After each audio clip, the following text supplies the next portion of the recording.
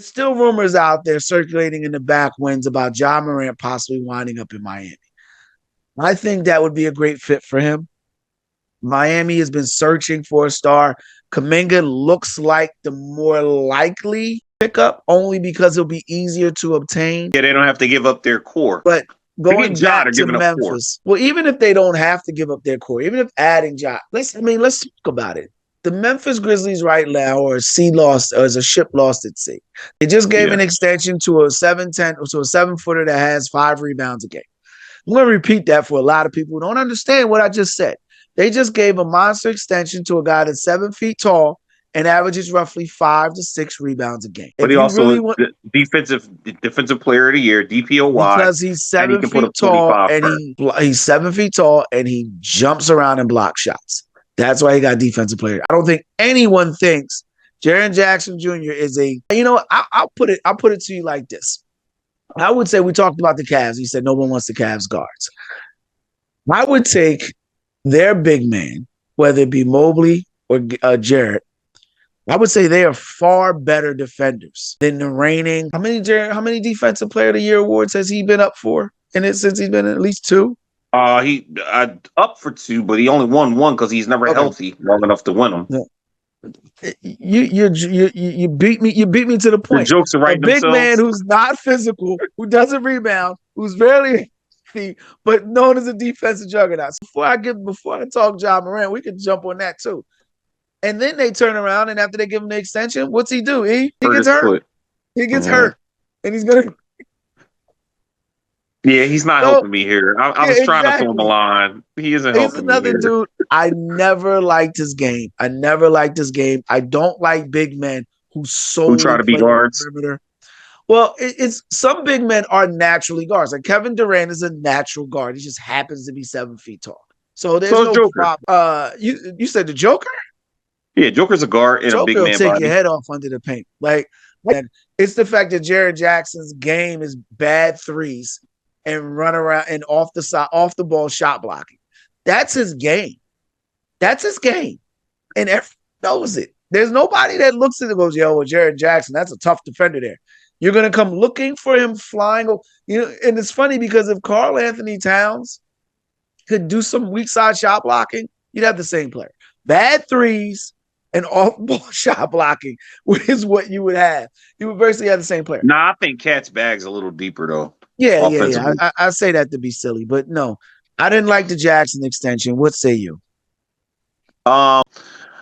You never want to hear about a guy who gets hurt a lot getting a max extension because you know it's going to lead to cap hell.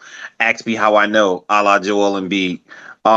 Gets the massive contract extension with a bad will. Like, what are we doing? Like, first year of a $200-some million extension, can't play. Oh my God, what are we doing? Like, my guy did a DocuSign.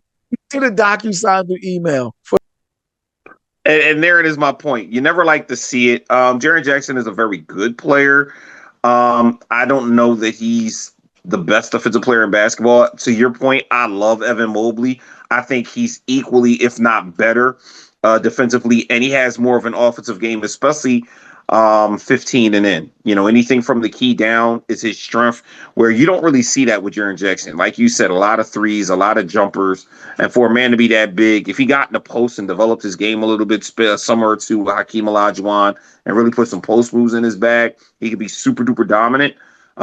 Because he's light enough to be able to get around most big men, but still lanky enough to get back and defend the paint.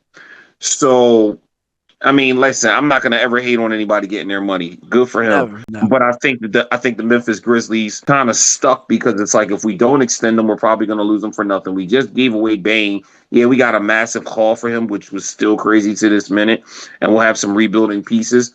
But they're not going to be, if they don't keep Ja, they're not going to be super duper competitive next year. I think it's not a bad thing, though. No, because they get to be bad. Everybody wants to be bad for AJ. Like, that's the new kid on the block. He's the next Cooper Flag. Kid jumps all around. They've been talking about him for a year and a half. But is it better to be bad, though? Is it better to be bad? Not better to be bad, but is it better to unload Ja, get what you can for him? You got the haul from Orlando. You have the extension for Jackson, so you can sell those bag of magic beans to your fan base. I just look at Ja going to Miami as a win-win for both sides. I agree with that. He's run his course in Memphis.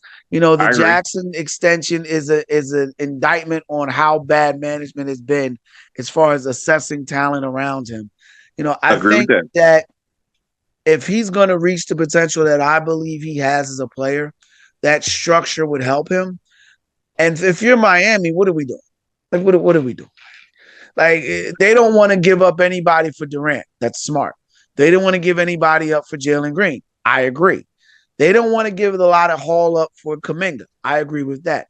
I think you go ahead and if outside of Bam and outside of, help me out, Hero, you give up everybody else. Because you bring Ja in, you're ready to win now.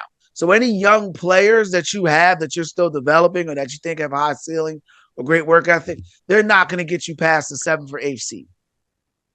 And bringing in Ja is going to ignite a fan base that has been dying for a superstar since Dwayne Wade. I mean, listen, we all like Jimmy Butler, and he was a very good player, and he led them to the finals. But he's not a superstar. He's not a headliner. He's not a guy you can put on the front of a ticket stub and play. People go see Ja play. People will go to Miami, which is a very transient town, great beaches, beautiful people, to go see Ja play because Ja brings energy to the game. That must see, that Curry, that LeBron, that Joker, that Giannis, that headline. When he's in town, people are going to come to see him play. So that's what Miami wants. They want to be relevant. In a wide open East, it makes a ton of sense. Give Memphis whatever it is that they're asking for within reason. They could easily be a top 4, top 5 seed, and then see how your matchups fall, and then go from there. Yeah, you stole my point, so I'm gonna just reiterate it and then move on. You have a wide open Eastern Conference. You had Ja Morant with a healthy Adebayo, who there's no if there. He's relatively healthy.